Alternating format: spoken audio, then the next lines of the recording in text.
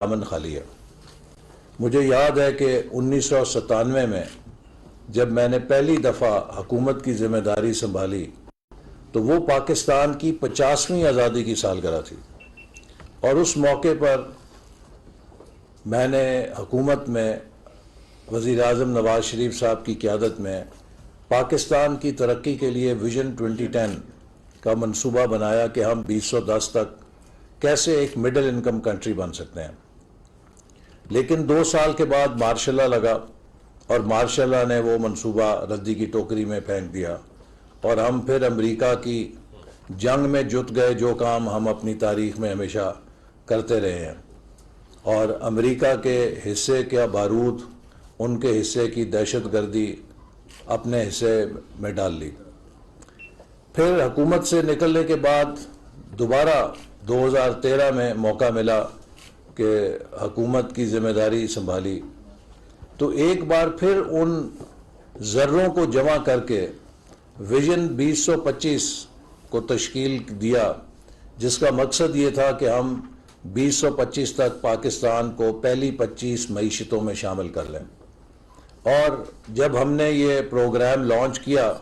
तो जो उस वक्त के सुकरात और बुकरात थे वो ये कहते थे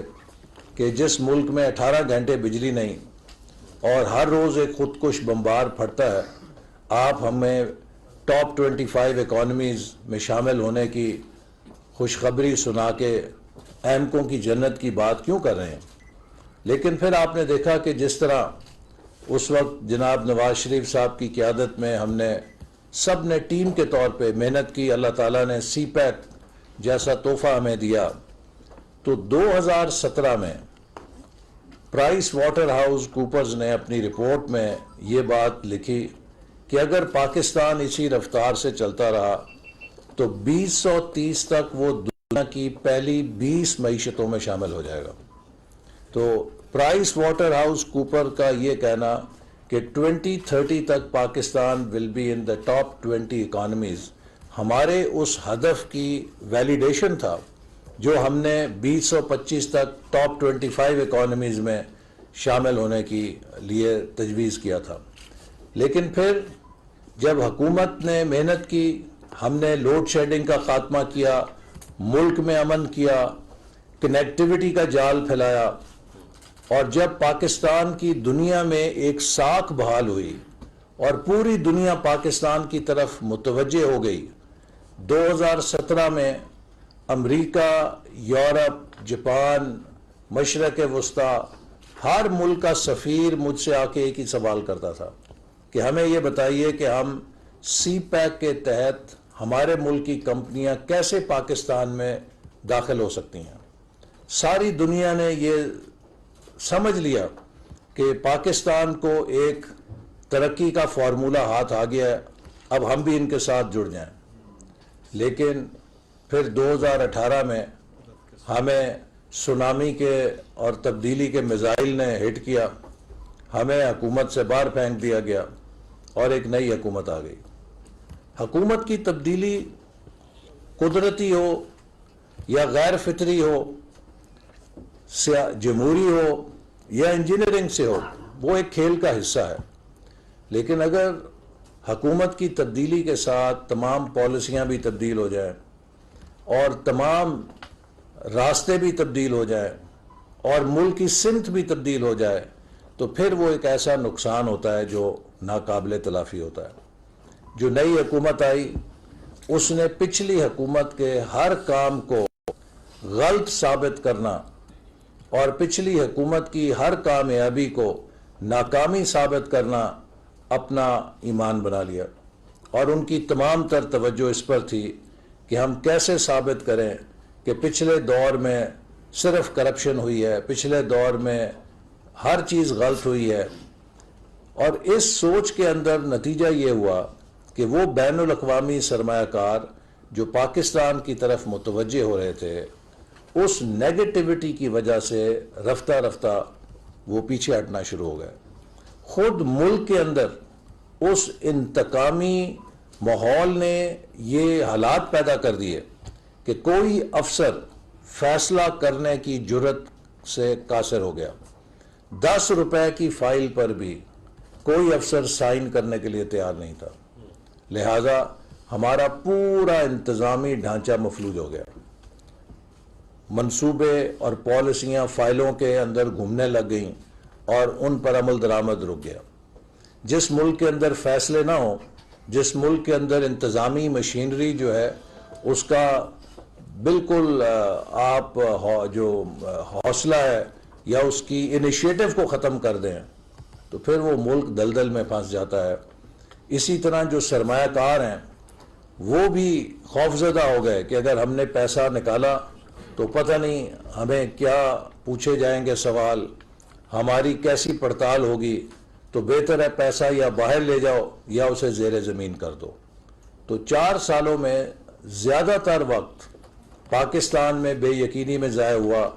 माँ सवाए कि जब पिछली हुकूमत में शामिल कुछ रियल स्टेट के बड़े लोगों ने हुकूमत से एक रियल स्टेट का पैकेज मंजूर कराया जिसका मकसद ज़्यादा ये था कि वो अपना काला धन कैसे सफ़ेद कर सकें, लेकिन उससे बियॉन्ड मुल्क के अंदर तमाम तरक्की का पहिया रुक गया। ज़राअत 2018 में हम हर तरह से खुद कफील थे, गंदम एक्सपोर्ट करते थे, चीनी एक्सपोर्ट करते थे, इसी तरह कपास अपनी ज़रूरत के मुताबिक पूरी करते थे। आज जब हम हुकूमत में आए हैं तो 3 मिलियन टन गंदम दरामद कर रहे हैं, चीनी दरामद कर रहे हैं, इसी तरह कपास दरामद कर रहे हैं। और पाकिस्तान जो कि एक बहुत पोटेंशियल वाला ज़रई मुल्क है, वो अपनी बुनियादी ज़रूरतों के लिए इंपोर्ट्स पे इन्हिसार कर रहा है। इसी तरह हमारे मुल्क के अंदर और भी कई ऐसे शोबे हैं कि जिसमें हम बहुत तेज़ी के साथ आगे जा सकते थे, रुक गए। और सबसे बड़ा निशाना सी पैक बना। सी पैक का वो मंसूबा जो हमारा फ्लैगशिप था वो तकरीबन हॉल्ट हो गया और 4 सालों में $1 की नई सरमायाकारी सी पैक के तहत नहीं हुई। सी पैक के 3 मराहल थे। पहला मरला इंफ्रास्ट्रक्चर का था जिसका ज़्यादातर काम हम 2018 तक मुकम्मल कर गए थे। 2020 और 25 के दरमियान उस इंफ्रास्ट्रक्चर के ऊपर 9 सनती जोन कायम होने थे जिनके लिए हुकूमत पाकिस्तान ने इंफ्रास्ट्रक्चर तैयार करना था और चीन से तकरीबन 30 से 40 अरब डॉलर प्राइवेट सरमायाकारी पाकिस्तान आने के लिए तैयार बैठी थी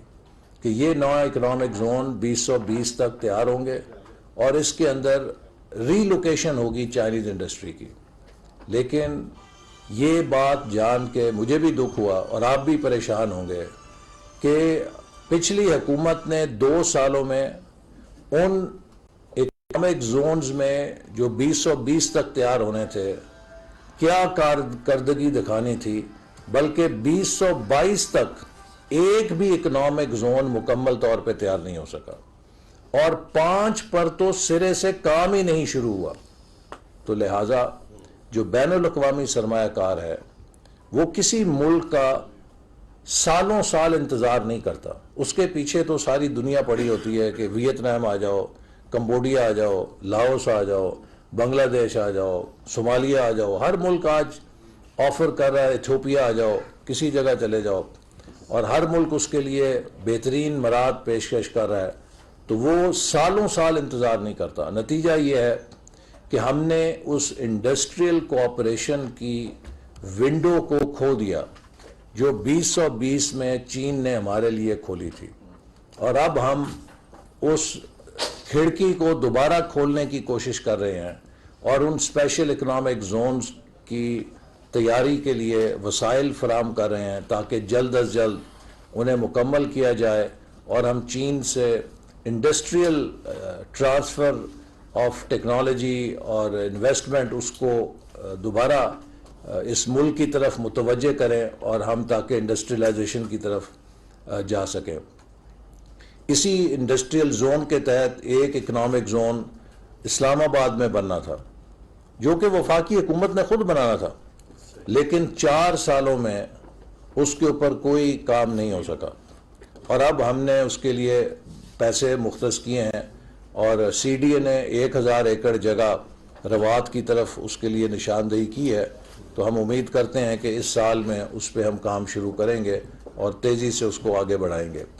लेकिन जो आपकी तजवीज़ है मैं उससे मुकम्मल इत्तफाक करता हूँ।